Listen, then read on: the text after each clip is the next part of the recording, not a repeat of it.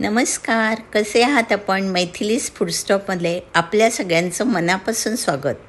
आज आपण करणार आहोत वाळवण्याच्या मिरच्या. म्हणजे आपण जे काही दही भाताबरोबर फोडणीत मिरची तळून घालतो ना, त्या मिरच्या आपण आज करणार आहोत. तर बघूयात त्या कशा करायच्या ते. बाजारामध्ये पोपटी रंगाच्या अशा जाड बुटक्या मिरच्या मिळतात. त्या याच्यासाठी वापरायच्या आहेत. मी इथे मोठ्या वापरल्या आहेत, पण ॲक्च्युली त्या बारीक वापरायच्या, म्हणजे त्या तळताना कढल्यामध्ये पण तळल्या जातात. आणि त्या स्वच्छ धुवून घ्यायच्या आहेत. पूर्ण कोरड्या केल्यानंतर त्याच्यामध्ये चीर पाडून त्याच्यातली बी काढून टाकायची आहे. या पोपटी रंगाच्या असल्यामुळे तिखट नसतात, पण तरी पण बी काढल्याने त्याचा तिखटपणा आणि कमी होतो. आणि अशा प्रकारे सगळ्या मिरच्यांचे देठ पण थोडेसे कमी करायचे आहेत. आणि अशा सगळ्या मिरच्या पोट फाडून बी काढून घ्यायच्या आहेत. हिरव्या जाड बुटक्या मिरच्या अर्धा किलो घेतल्यानंतर आता मेथी मंद भाजून केलेली पूड अर्धी वाटी घ्यायची आहे. इथे मी 1 वाटी घेतली आहे, कारण मिरच्या मोठ्या आहेत. 3 टेबलस्पून धणेपूड, थोडी कमी जास्त केली तरी चालेल, पण हे माप आहे बुटक्या मिरच्यांसाठी. इथे मी जवळजवळ अर्धी वाटी धणेपूड घेतली आहे. 3 टेबलस्पून जिरेपूड, तेच सेम अर्धी वाटी जिरेपूड पण मी घेतलेली आहे. नंतर 1 टेबलस्पून हळद घ्यायची आहे.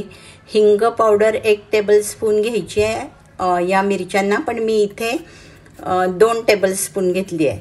नंतर मीठ अर्धा किलो बुटक्या मिरच्यांसाठी घ्यायचं आहे. इथं मी जवळजवळ पाऊण वाटी घेतलेलं आहे.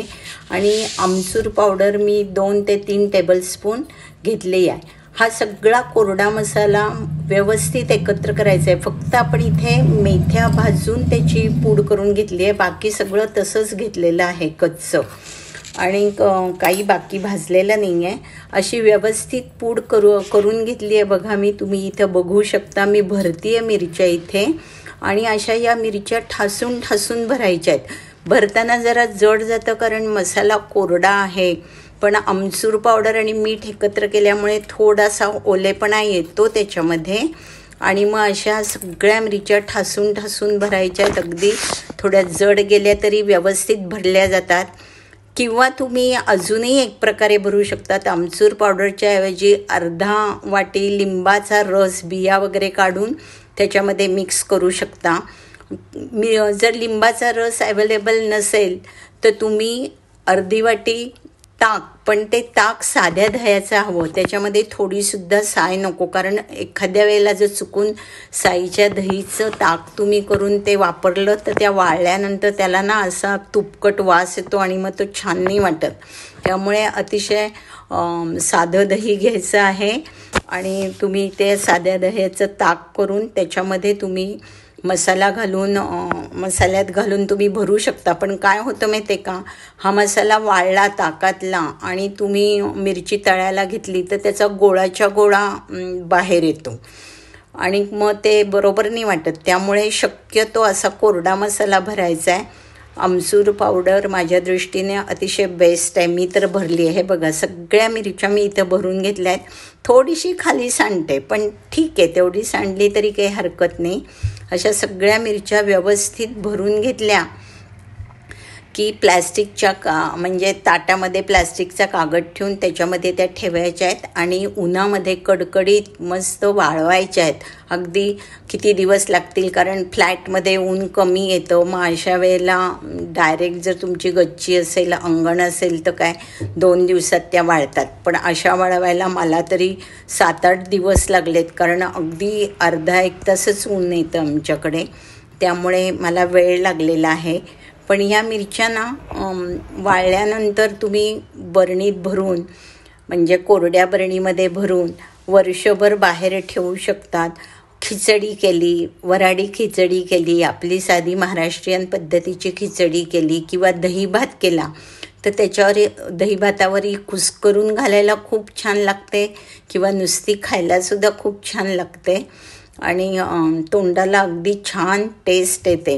आणि कधी कधी काय होतं माहिती आहे, आपण साध्या पोपटी रंगाच्या मिरच्या पण आणतो आणि कधी कधी मग सुट्टे पैसे नसतात, त्यामुळे मग जरा जास्त येतात, त्या एवढ्या लागत नाही. मग अशा वेळेला काय करायचं माहिती आहे का, त्या पण मिरच्या आहेत ना त्या स्वच्छ धुवायच्या, थोडंसं देठ वाकडा तिकडा असलेला काढून टाकायचा, त्याच्या पोटामध्ये चीर पाडायची. जर शक्य असेल तुम्हाला तिखट अजिबात नको असेल तर त्याच्यातलं बी काढून टाकायचं.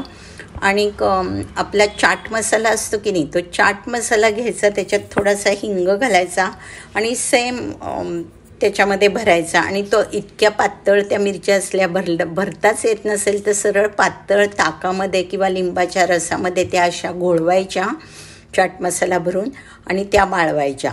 त्या पण अतिशय छान लागतात.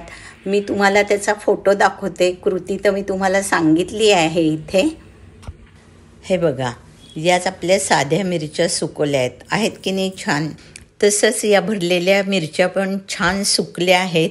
आता ह्या एका बंद बरणीमध्ये हे बघा मी इथं भरून ठेवलेले आहेत. वर्षभर छान टिकतात, जाळी लागत नाहीत. वऱ्हाडी खिचडीबरोबर, महाराष्ट्रीयन खिचडीबरोबर छान लागतात किंवा दही भातावरही कुस्करून घातली तरी भन्नाट चव येते. चला तर मग तुम्ही पण करून बघा. आणि आत्ता वारं नाही आहे त्यामुळे आत्ताच करायला घ्या. माझी जर ही रेसिपी वाळवण्याची तुम्हाला आवडली असेल तर लाईक करायला विसरू नका. तसाच माझा यूट्यूबवरील चॅनल व फेसबुकवरील पेज सबस्क्राईब करायला विसरू नका.